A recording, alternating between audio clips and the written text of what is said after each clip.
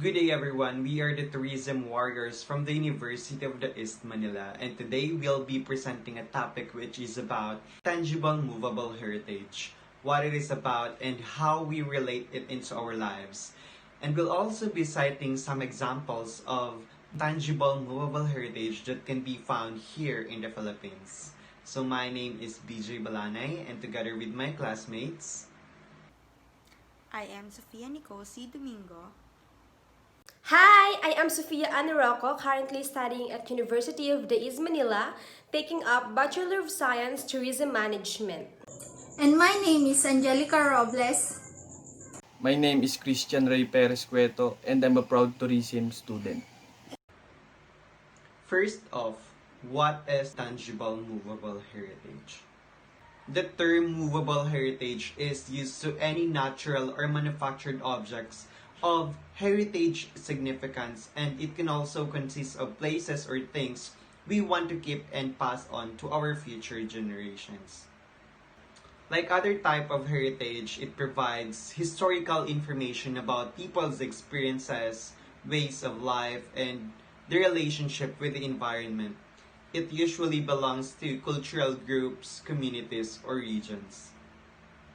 It also helps us learn more about the people who may have been left out of written historical accounts, including women and community groups.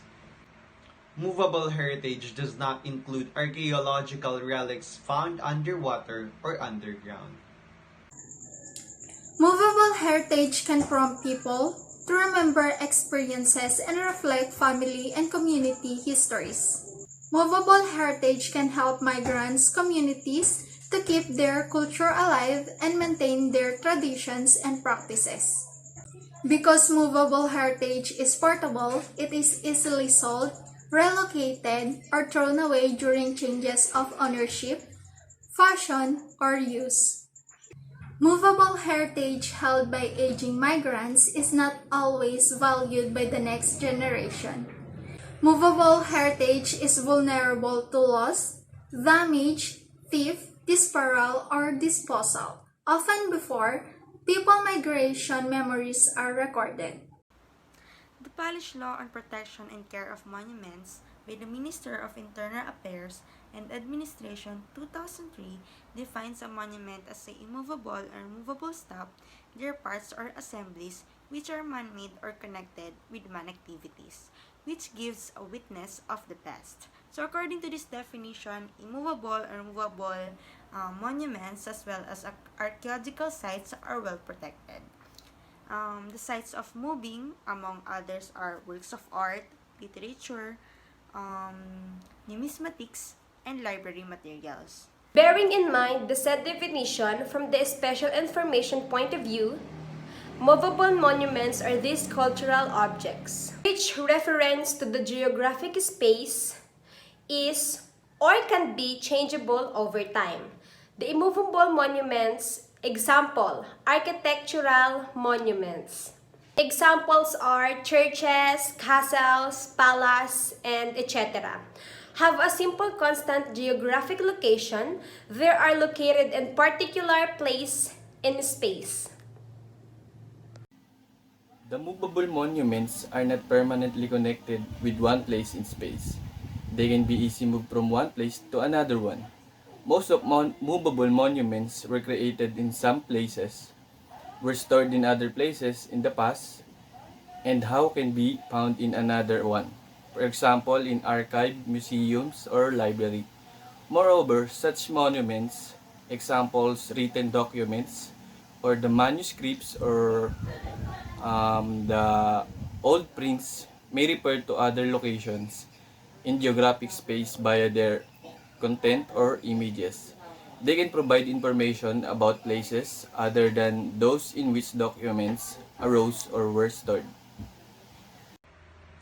Here are some of the examples of the intangible movable heritage that can only be found here in the Philippines.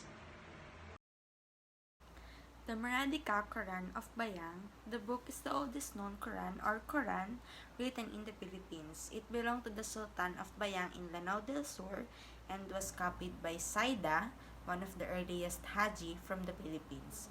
The Quran of Boyang is believed to be one of the few copies translated into a non-Arabic language that is using a language in the Malay family and handwritten in Arabic calligraphy.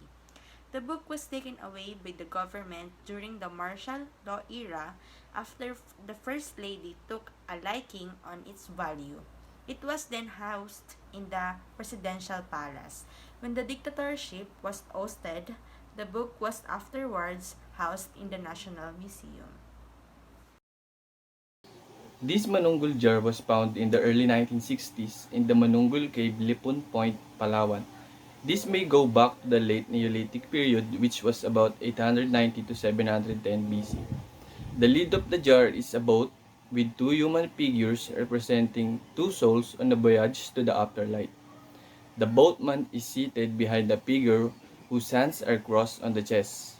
The position of the hands is a traditional Filipino practice observed when arranging the corpse. It is considered as the work of a master potter, signifies the belief of early Filipinos in life after death. It is currently located in the National Museum of Anthropology, Manila. The next example is the Spolarium.